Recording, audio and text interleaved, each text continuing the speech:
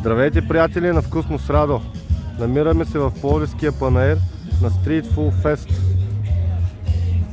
Това е нашата каравана, която предлагаме вкусна купа с филе от сьомга, с кариди, с пилешко филе, свинско бонфиле или тофу, за тези, които не обичат да консумират млечни мечени продукти.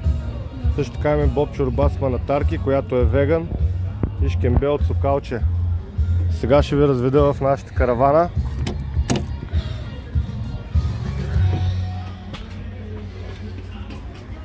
Продуктите, които използваме, са първо качество. Имаме червено зеле, морков, свежа краставичка, маринован джинджифил, маринована сьомга, тофу, едамаме, репички, ананас и авокадо, които използваме за купеци с сьомга.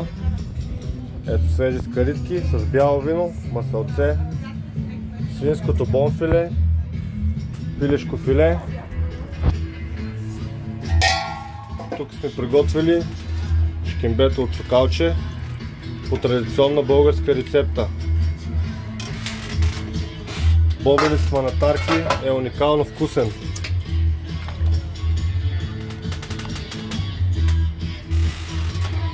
Към него може да има добавка чипс от бекон.